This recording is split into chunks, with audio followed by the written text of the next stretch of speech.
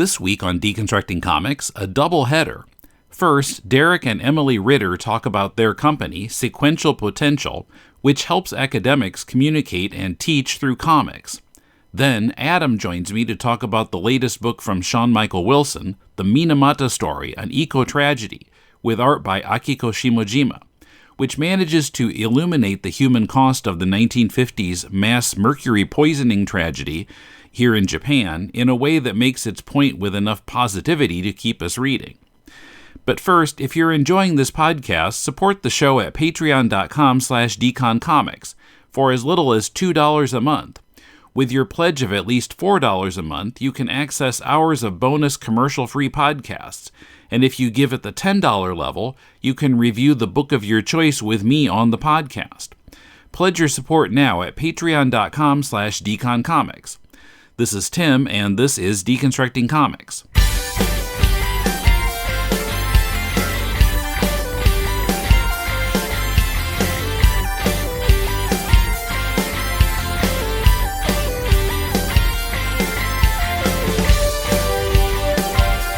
Welcome to Deconstructing Comics. This is Tim in Tokyo. Let's start off with my talk with Darick and Emily Ritter about their company, Sequential Potential.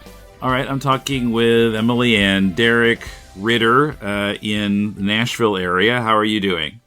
We're great. How are you? Pretty good. So you guys have, if I understand correctly, you've put together a company called Sequential Potential.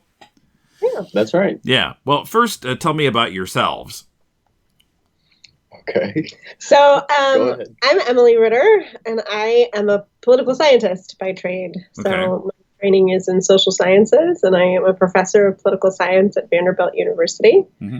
But I'm married to a comic artist, so we have a comic studio. Yeah, and being in the stream that she's been in, I've been able to have a lot of interesting conversations in alignment with what I was doing, and after a while, it became quite clear that there was a certain opportunity that just sort of needed to.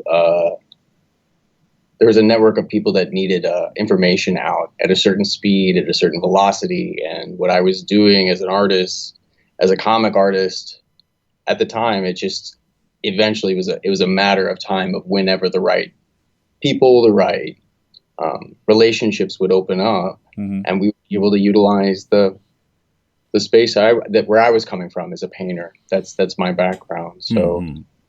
I came from kind of a fine arts background, and I fell in love with comics kind of a little older, when mm-hmm. I was about 20.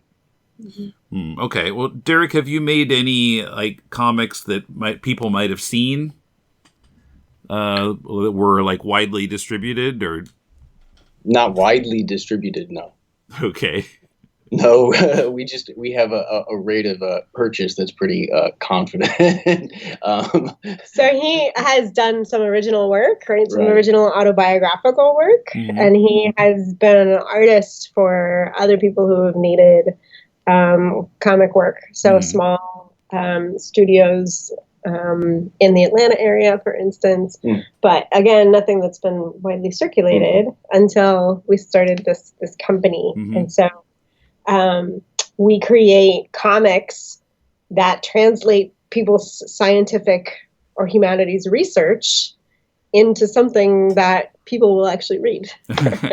Now, I want to clarify something about the sequential potential. So, if I understood correctly from your website, you're not like a publisher. You're not printing these up. You're just having the comics made, and then for a client. Mm-hmm. And so then it's up to the client if they want to get it printed or put it on the web or whatever. Right. And our clients are mostly professors, right? They're mm-hmm. academics who are doing different kinds of research and need to convey that research to people who it matters to, right? So I study human rights and protests, mm-hmm. and I write for other scientists, but the things I write about are things that lots of people care about, and so we want to create ways that they can learn about it. And so then professors share it with their classes. They print it in their books. They put it in journal articles. They are the ones that actually do the publishing and circulation of it. Okay.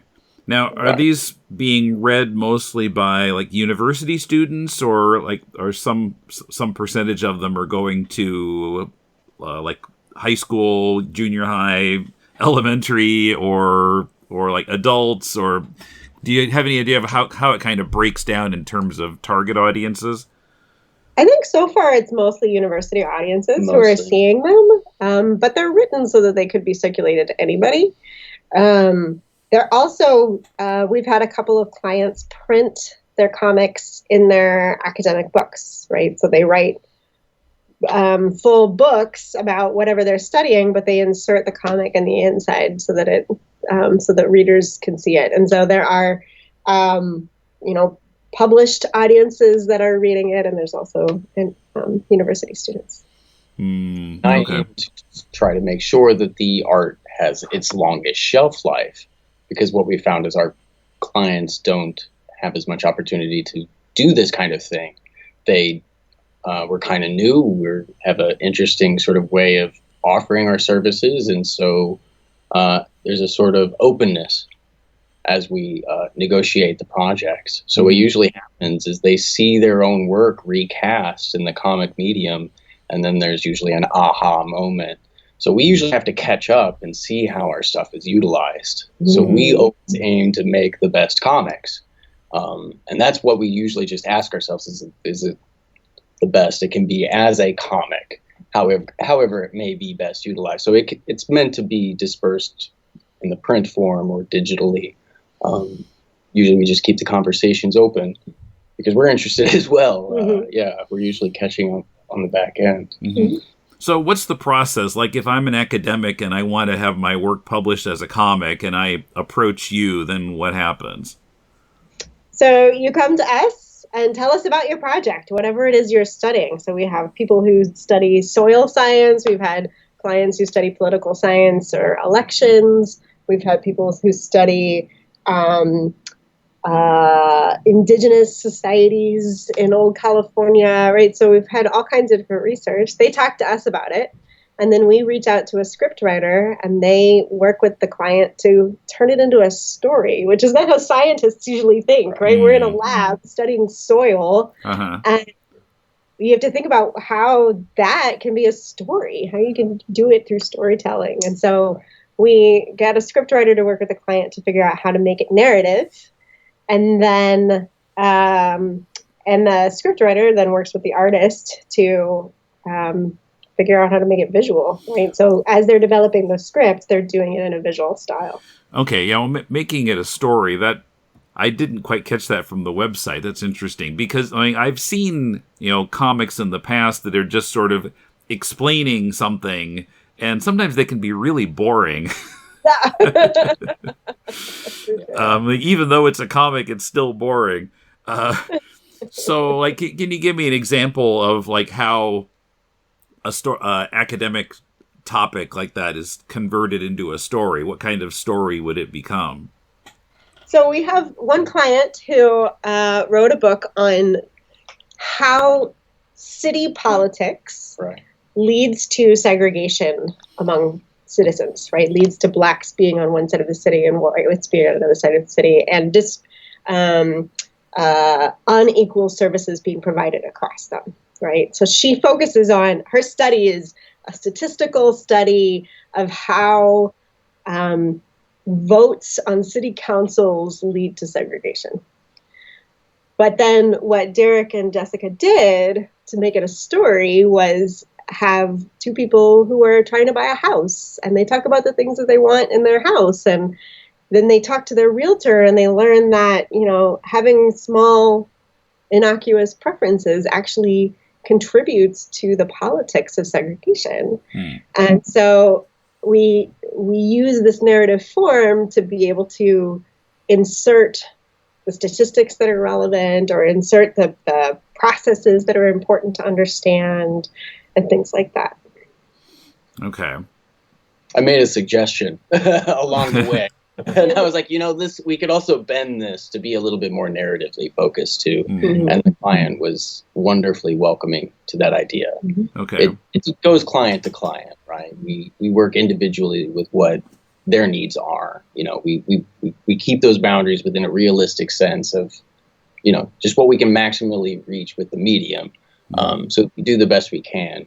We obviously look for clients that have a lot of page space that they're looking to make use of. That allows a lot of narrative space and experimentality to create a lot more interesting moments.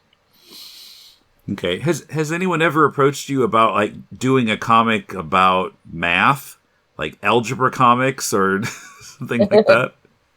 No, we've had stuff that's statistics based, right? Okay. And we've had biology, and we've had microbiology, and those are a little harder to make narrative. And what tends to happen in those cases is that the client will be teaching a lesson, or will be telling us a story. And so we will use... Or what we'll do is describe the research process. We'll talk about how they go into the field and what they're seeing in the forest and things like that. So we take the elements of the scientific process and make it more story. Okay. I'm trying to think how you could turn math into a story. Maybe, what do the numbers represent? What kind, maybe, how would you use algebra to figure out something, or what would you try to figure out using it? Maybe something like that. I don't know. I mean, we can look at it. Crops up in conversation. Yeah. That's what's great about our client base, is they're the experts who usually have an abundance of idiosyncratic opportunity to if only I had this moment. What we do is okay, well, that moment, we can at least take, 2 or 3 pages, and we can at least do that moment. And what we try to do is create at least the best suggestion for what, the original expectation of what that scientist or researcher wanted when coming in and trying to make it a comic. And what we try to do is you have this space. So what we know what this space can do. So we make a negotiation, as best we can. And then we try to make it, we follow our, I guess, creative, artistic hearts, so we make it beautiful. We let beauty speak, and usually a nice narrative comes out by the end. It's depending on what you like to read in comics, that usually can direct how we direct the final product as well. So a lot of taste can come walking in through the door. And sometimes a lot of people are just really open and just hey, we've heard about you. All right, well, you can do it this way. Look at how cool the comic medium is. So that's what's fun about this company to me, is we're just talking a lot about comics, showing what it can do. We provide opportunity to be creative with our space. You can send things out in a mailer and a couple of textual pieces of copy, or you can really organize it and get that briefcase, your 2 pages that you do have, and get it really thought through, so that if you can, and you do have that opportunity before your reader, your audience, your students, your whomever, you do your best to give it a long shot to really get some long attention span on one moment or two. Sometimes that's really worth it to some people. Mm-hmm. What would you say has been the most successful project? Where you were really happy with how the comic came out, or it got a great reception, or something whatever? That's a good question. Well, so I'll say it like this. I usually don't let anything go unless I'm really happy if it doesn't work out really well. Because sometimes we don't do anything unless for free or anything like that, right? So we're purchased time, but we're not really sure where it's going to go. We said that before, right? We're usually tracking back how it's utilized. what its successes actually are.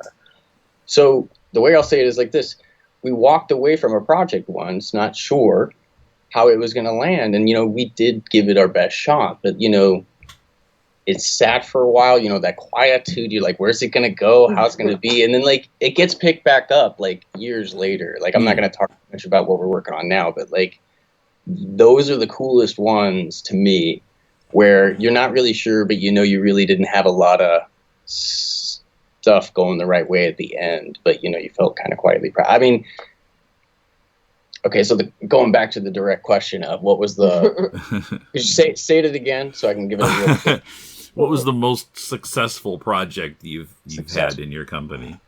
Well, that depends on how you term it. So I think it's Segregation by Design. So the one I was just talking about, Segregation by Design by Jessica Trowenstein. Yeah. She inserted it into her book, and her book is a multi-award winning book, and it got a lot of press, and it was picked up by not just academic presses, but bookstores all over the country were asking her for readings and so forth, and she was displaying the work and talking about it, and her work has been assigned in undergrad classrooms on syllabi and things like that. So a lot of people are seeing it and learning about her work in a way that it wouldn't have been, like they wouldn't have seen it otherwise. So it would have otherwise been too technical. Mm-hmm. So. Yeah, that's a good answer too. Yeah, well, like you said on the website, if you make it into a comic, people are more likely to read it. Yeah. Because it's got pictures. Exactly. It also means you can, because it's so visual heavy and text light, it's easy to translate, right? We've done a Spanish language one before, so we've done it in English and in Spanish, or like it can reach audiences that otherwise wouldn't be reading your scientific journal articles, So it's a pretty cool medium. Yeah, we're proselytizers of the medium, trying to educate readership as well, like to not to break, expectations down a little bit. Yeah. For sure. So how many employees in your company? Is it just you, or do you have a staff?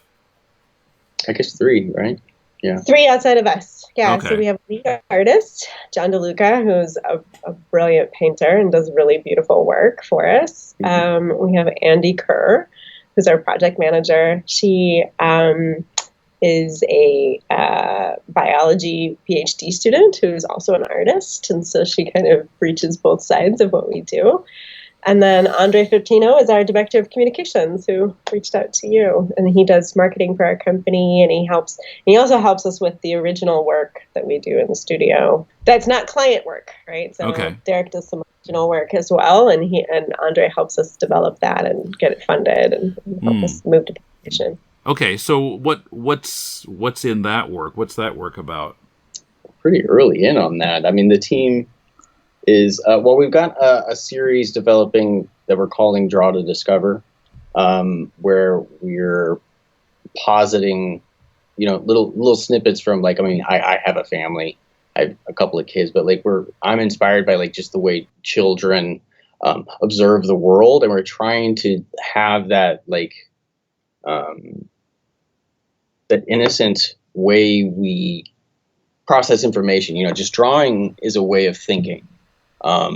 And so what we're doing is putting together the kind of the way a child looks at the world and the way we learn new information. Yeah, we tend to think out our information when we doodle, and so we're bringing this together in a series, an original series for our social media campaigns and things like that. But we're still pretty early on what the full lines are going to be. But we're hoping to make it broad. Along with our regular client work. So this non-client work, this would also be some kind of educational comics? In a way. Darick is also working on a graphic novel length project with a professor of political violence, and they are developing a Joe Sacco style look at the conflict in Rwanda in 1994 and how there are many facets and lots of politics that are not discussed in the simplicity of thinking about it in one way, in a common narrative, right? So there's the Disney narrative of what happened, and then there's also lots of political sides, and studying it is difficult. And so Darick is working with a professor to develop that. So it's called RW94, and there's the first issue is on the website. You can check it out, and they're currently finishing up issue 2, and so that's original work. I see.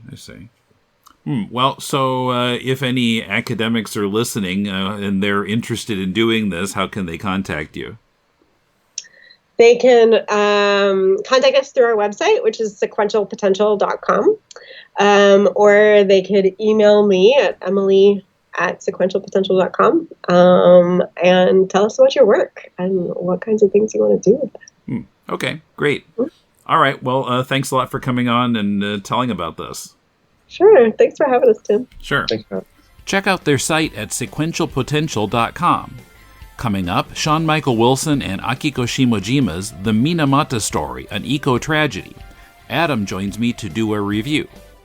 Don't forget you can help to unlock classic early episodes of Deconstructing Comics, help me return all the old episodes to this podcast feed, and get access to hours of additional podcasts about MCU movies and the early Amazing Spider-Man issues by Lee and Ditko. And my brother Paul and I are now doing bi-weekly TV trivia videos on Patreon for all patrons. Support this podcast and our other shows at patreon.com/deconcomics. Or you can send a one-time donation via PayPal to mail@deconstructingcomics.com. We appreciate your support.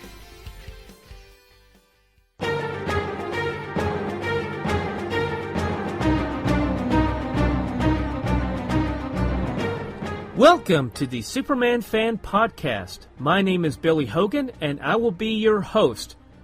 Before we begin our journey through the time barrier, please ensure that your red indestructible capes are securely fastened around your necks so that we may all travel safely into the past to explore the Silver Age adventures of the Man of Steel in the pages of Action Comics, Superman, Superman's pal Jimmy Olsen, Superman's girlfriend Lois Lane, and World's Finest Comics.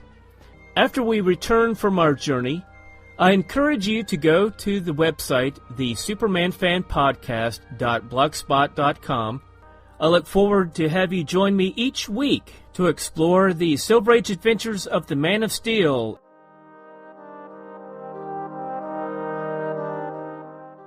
All right, so now I'm on Skype with Adam Passion. How are you? I'm all right, Tim. How about yourself? I'm okay. So we are reviewing a book here. This is by Sean Michael Wilson, written by Sean Michael Wilson. He's been on the podcast, but it's been quite a few years ago. And we used to see him at the comics events in Tokyo back when they had those. And art by Akiko Shimojima, who I also remember seeing at some of those events. And they've worked together on a number of books. Right, yeah. And full disclosure, before we go on, they're both personal friends of mine. So I think Sean and I have been on some panels together, and we actually collaborated on a book together a few years ago. Mm-hmm. And Akiko, we used to hang out and draw together in Tokyo and stuff. So I will do my best to be objective when I talk about their book. Yeah, so this book is called The Minamata Story, an Eco-Tragedy. Now, this is about... so there was it's not exactly a spill, it's more like intentionally dumping chemical wastewater in like the river in Minamata in Kumamoto Prefecture here in Japan. I saw on Wikipedia that this was going on, so a release of methyl mercury in the industrial wastewater from a chemical factory owned by the Chiso Corporation, which continued from 1932 to 1968. So over 30 years, I guess this mercury was getting dumped in the water. And they really started to notice the effects like in the 1950s. apparently. Yeah.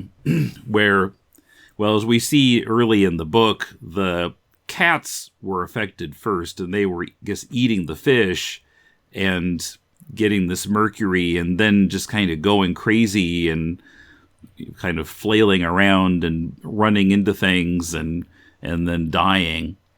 Yeah, I think they called it the dancing disease in the book, right? Mm-hmm.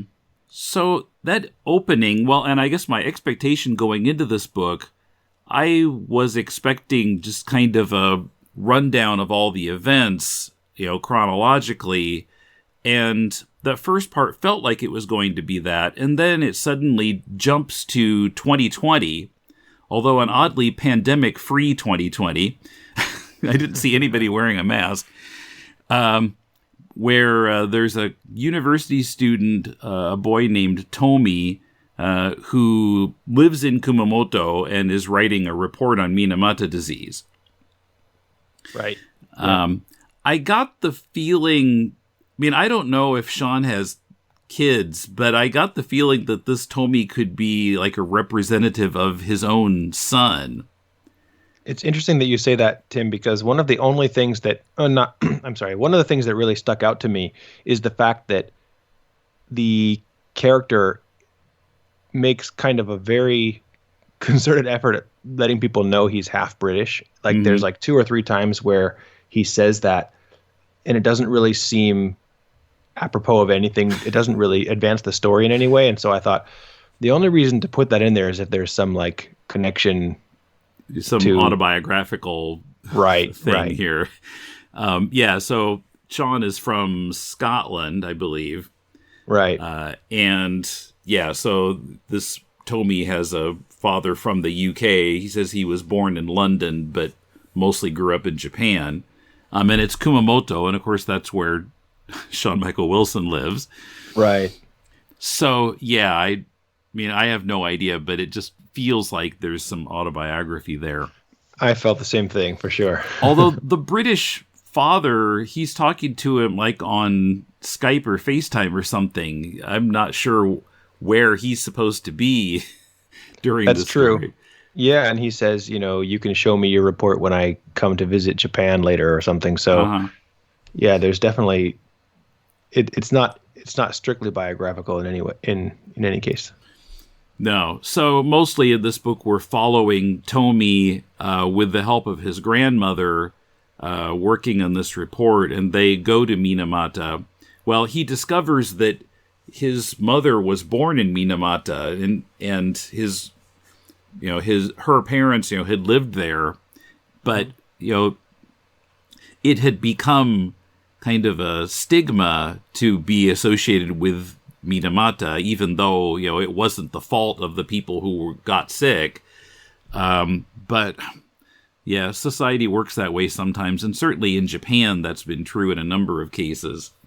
Yeah, that's actually something I wrote down. I made a note of it because it's something that I've observed before. I remember after the big Fukushima disaster, there was things that, people told stories about some of the people who had evacuated the area and how they were bullied or how they were being refused housing and things like that. Mm. And I actually saw that firsthand. There was somebody, I was teaching English at the time, and the person that I was teaching English to was talking about how, this tenkosei, like this transfer student had, come to her son's school from Fukushima, and how she didn't want the person to hang out with her son and stuff like that. And I wanted to tell her, like, don't you think that's kind of, unfair prejudice? Like the person didn't choose to. Yeah, blaming the victim.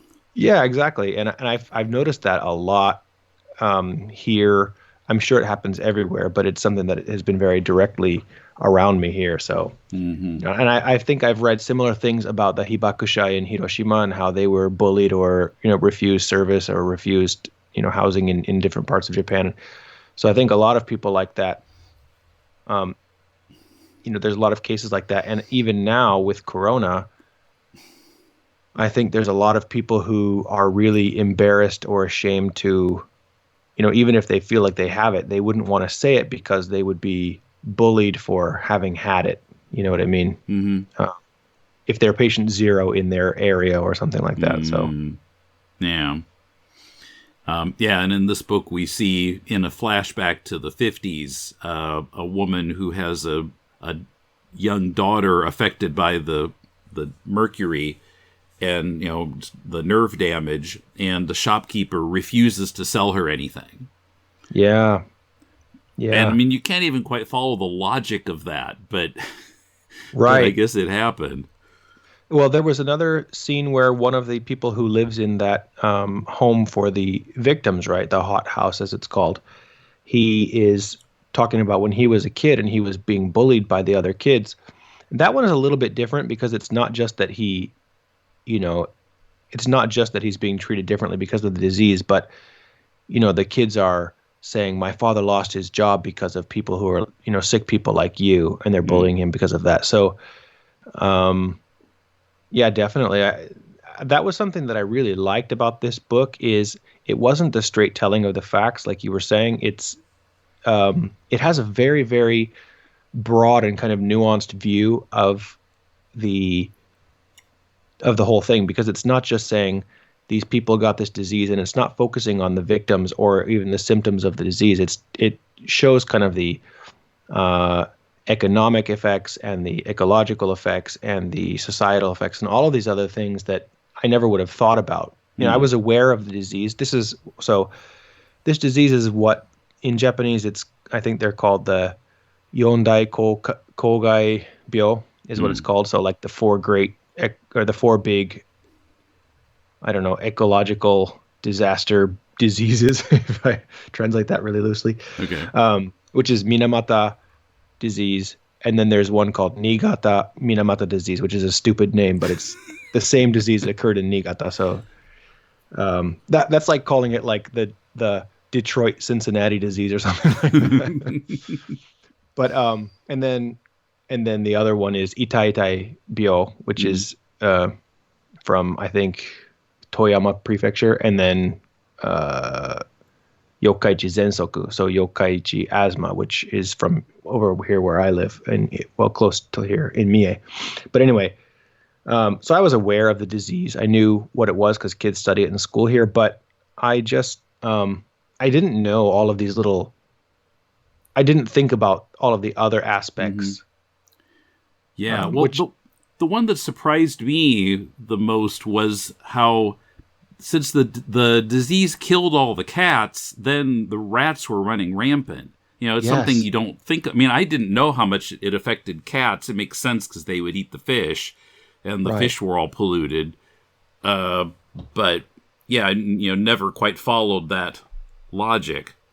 Yeah, and another one like that is the fact that that area became so polluted because, all these dead fish and birds dying from eating the fish and all that other kind of stuff, and people abandoning their boats because they can't sell the fish that they catch, and so the whole harbor just becoming this disgusting wasteland, right? Mm-hmm. So, yeah, I never would have thought of that. I was a little frustrated not to get more about the cause of the whole thing. The Chiso Corporation is barely mentioned. It's mentioned in the foreword by Brian Small, and he raises he says that instead of stopping putting the wastewater out, Chiso just routed it to a different place, out into the river. But I wanted more details about that, and the book itself never goes into that. Yeah, I thought the same thing initially. I read through this a couple times. The first time I read that, I thought, I feel like I want more information about what that company is trying to make, or why they had to use this chemical, and I kind of wanted more of that perspective. Mm-hmm. But in hindsight, when I look at it, what I really kind of thought was nice about this book. And actually, it seemed kind of uncharacteristic of Sean, knowing him personally, because he's kind of he doesn't shy away from confrontation. Is a good way to say it. And I like that aspect of him. And in this one, I felt like it didn't seem like his style. I felt like he would have been poking at Chiso more, or at these big companies more. Mm-hmm. But when I look at it now, I realize that I think he took a really nuanced approach, because he didn't want to paint it as a black and white picture. This is me projecting, but it would be very easy to say Chiso is the enemy and the people are the victims, and to make this kind of whole story like that. But really, the way that he tells it is that the people who were working at Chiso were victims as well. Of course, the company itself who made these decisions was making really poor decisions, but it was a really important part of the local economy, and all of these families that lost their jobs and their livelihood because of this disaster are also part of the victims. And I thought that was a really interesting take. And I don't know exactly what his motivation was for not saying more about Chiso itself, but from everything else I've ever read about it, this was a very unique take, because it doesn't try to set up this binary situation where, people are fighting against this big corporation. It was more like, hey, we're all victims of this really bad situation. Mm-hmm. Yeah, it seemed to be completely concerned with the human cost and not like the business and the politics and all of that. Right. Yeah, that's a good way to put it. Yeah, and then, how that is still seen today, that there are still surviving people who have those effects, who are, trying to live, fairly reasonable lives, like this place called the Hoto House that's helping some of the victims. I was a little surprised that there were still people around, because that's been decades ago that this happened.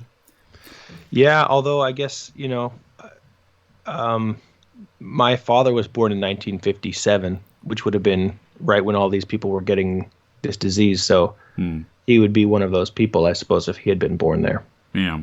One thing that I was really struck by in this was the way that it had this huge effect on tearing the community apart. Mm-hmm. That was something that was kind of that's one of the, I don't know, sort of, like you said, the human cost. That's one of the costs that I think doesn't get discussed as much as how it can really tear apart a community. And they mention here that the American photographer who was taking all of the photos of that scene at the time, how he was so upset about, the actual quote is, one of the things he found so upsetting was how the community was divided against itself. Mm-hmm. This is on page 48. And and it shows that really well. Like the first part where that comes about is how the fish vendors don't want to sell any fish that's caught there. And the fishermen actually get into a physical brawl with them about that. But then, like you said, the idea of people refusing to serve other people and things like that. And I can totally imagine that, like, people taking sides in that way. I mean, that's something that we saw in the United States with the politicization of COVID-19. Yeah. People fighting each other, when really that's the moment where we should all come together. And so this was a really, really human kind of moment for me when I saw this in the book. It's really nice. I mean, not nice. It's the opposite of nice, but it's really a nice touch, I think, to kind of show that point. Mm-hmm. What was your feeling about it as a comic? Actually, I think that it really succeeded as a comic in two ways. The first way is that, if I was just reading a very documentary kind of book about this, I could have easily read it and thought, yeah, that's too bad, and moved on. But because it's a visual medium, I think that it made it a bit more personal, and it also made it more accessible for people who don't know anything about it, probably. So I think that was a really successful point about it. And the other thing is, I've read all of Sean's books up until this point, as far as I know. And I feel like he's really matured as a comic book writer. What I mean by that is he has a more visual sense now than I think he did in some of his earlier work, where he lets the artist kind of go on for pages without any dialogue. So right in the beginning of the book, page 3 through 7 is all a bunch of full page spreads that shows the life cycle. You see these chemicals being dumped into the water. Then you see small shrimp and things like that getting poisoned by it. Then you see fish eating them, and then you see cats eating the fish and people eating the fish. And so you get this whole... Well, yeah, fish getting caught in nets. Yeah, so you see this whole story without any words. And to write that as somebody who isn't involved in the actual line making of the artwork, that's really impressive, actually, because he must have written that into the script. And I know that because I've worked on a book with him where he does scripts, and I know that he actually gives some indication of what kind of visuals he wants. So that was really impressive to me, to be honest, because there's actually quite a few breaks like that in this book where it's just pictures. And I think that makes the story read really smoothly. I think you read this story more than once, right? Yeah, I went through it twice, although it was a little bit speedy the second time because I was running out of time. But yes, I did read it twice. Yeah, which I think that's telling that you could get through it twice because, obviously we've discussed comics that I couldn't read twice. So it reads it's breezy, actually, despite this heavy subject matter and despite the, despite the fact that it's a factual story that should be, that is a documentary. It actually reads pretty easily, I think. So in that sense, I feel like it's a very successful comic book. Yeah, the only thing that bothered me, I felt like the dialogue sounded a little stilted sometimes. I definitely felt that in one scene where there's a woman who calls her husband. Yes. Yeah, I mean, it feels like it was translated from Japanese a little too directly. I mean, of course, he wrote this in English, but yes, he seemed to want it to have the effect of being directly translated word for word. I did get that feeling myself, yeah. There was a couple things like that. I think maybe in the very beginning when the mother's like, oh, welcome back from college or something like that, and I heard you have a term paper or something, and it was a little bit forced. Yeah. I understand that. So I actually like the approach that he took here, which is, he has that sort of Joseph Campbell like hero archetype where it's almost like a Luke Skywalker character, right? So we experience everything from him because he doesn't know anything and he has to learn about all of this stuff. Yeah, and at the beginning he's saying it's just a waste of time to study something that happened, as he says, 100 years ago. Right. Yeah, so I think that's a really interesting approach because it lets us learn all of these things in a, by proxy, by watching him. One thing that was curious to me, and maybe, I don't know if you'll agree with me on this, this might be a very American perspective, but he's supposed to be a university student, but, what is it that he's, the class that he's doing this for is called social studies, and I don't think that there's social studies in university, right? No, I never took social studies in college, no. Right. I think it would be a more focused field than just social studies, something very broad like that. But that I said, that very well could have been. I also don't remember ever giving a presentation like that in college. Neither do I. Yeah. And I don't, and the fact that the instructor gives them a choice of different topics and it all feels very much like high school or something like that to me. But like I said, I'm willing to accept that might just be our American perspective, and maybe it's very different in other places. I don't know Japanese universities, so maybe they do that kind of stuff just like in high school. I don't know. It could be. Because come to think of it, I hardly ever gave any presentations in American high school either. I can't remember any. Yeah. One thing that, if I had to point out one thing, you mentioned that you kind of wanted it to go into more detail. And there is this part where I felt like it was a perfect opportunity for them to go into detail when he's kind of interviewing the doctor about things like that. And the doctor actually, instead of giving details about the disease or how it happens, he gave more details about the political nature of it, which I think was really nice. Not really nice, but really interesting. Yeah, and protests in the late 50s. And yes, exactly. And he talks about the fact that the government didn't recognize a lot of these people as victims because they would have to foot the bill for these people to for their medical expenses. There was a disincentive to the government to recognize everybody who applied. So it was just a small percentage of people who fit all the criteria. Yeah.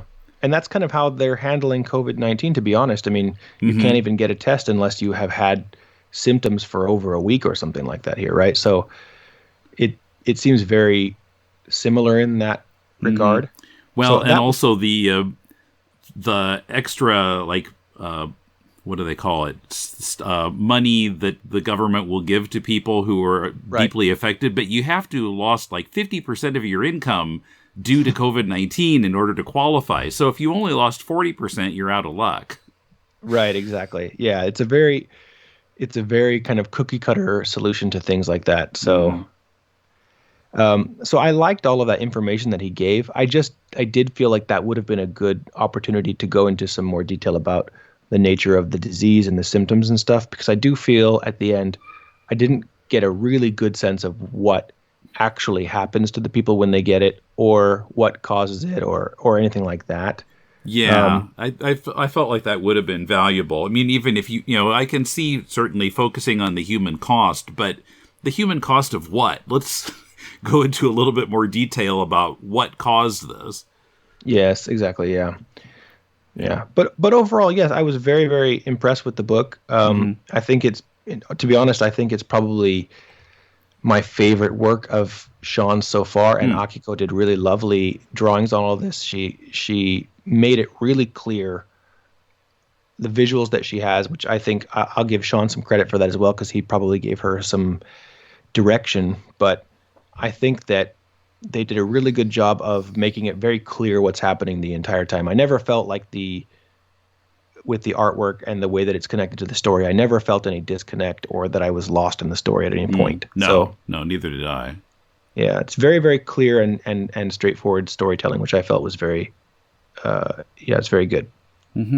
I did want to recognize the fact that it must be tough to do a book on a topic like this, and to do it at all well, because it's such a tough, tragic topic. I'm not sure that I would be able to to do a book about that kind of thing. Yeah, hats off to both of them for Sean for pitching it and Akiko for jumping on the project. This is one thing that I really, really appreciate about Sean, is that he when he comes to approach an artist, he does it with a project that's most of the time it's already sold and it has money behind it, and I think that's really awesome that he does that. Even so, I might be reluctant to draw something heavy like this, but yeah, I really agree. I think that was a brave choice to do a book on something that's as kind of depressing and bleak like that is, because there's not really any hope. Like the doctor says, there's no cure for it, and there's not much compensation for most of the people, and they have decided to dedicate their lives instead to teaching people about this and trying to avoid another situation. And as we just talked about a minute ago, there already was another outbreak of the exact same disease in Niigata. So, I was also curious, how was this dealt with after? Like, how did they do some kind of cleanup, or like what's the situation in the water there now? I mean, are there edible fish swimming there now? I don't know anything about the current situation. Yeah, neither do I, which is a bit scary because it's all one ocean. Yeah. I mean, it's one of those things. You're damned if you do, damned if you don't, because, I mean, we're going to eat that Fukushima fish no matter what. So I think any fish we get, it's polluted from somewhere. Probably. Yeah. Okay. So I don't want to end on that down note, but yeah, don't eat fish. It's poison. No. But yeah, I would recommend this book. Even the dialogue is, like I said, a little stilted sometimes, but it's worthwhile to read to get the information, and and the storytelling is well done. I agree, and I hope he continues down this path. he did a lot of books in the earlier days. He did a lot of books on martial arts, which is not a topic that is particularly interesting to me. But these ones like this are kind of uncovered. These are topics that I think here in Japan, everybody knows about them, but they're not discussed enough outside of the country. So yeah, I hope he continues to kind of uncover these sort of stories that are worth telling. Yeah. Okay, that's a better note to end on. The Minamata Story, an eco-tragedy, is published by Stonebridge Press. You can help Deconstructing Comics and all our podcasts by joining us on Patreon at patreon.com/deconcomics, and go to deconstructingcomics.com to connect to us on Twitter, Facebook, or YouTube, to shop on Amazon to support the show, and to find links to subscribe to the podcast. Our theme is by J.B. Anderton. If you're looking for some constructive feedback on your comic, send it to us and we'll critique it on our spin-off podcast, Critiquing Comics. Send it to mail@deconstructingcomics.com. We'll read at least 30 pages of it and critique it on the show. Next week, an upcoming graphic novel that asks, what would you give up to attain your dreams? And what if your dreams turn out not to be worth it? Everyone is Tulip is the story of a young woman who moves to LA and is swept up in the world of internet performance art. I interview creators Dave Baker and Nicole Gu, and then Jason McNamara joins me for a review. That's next week. Till then, this is Tim, and thanks for listening to Deconstructing Comics.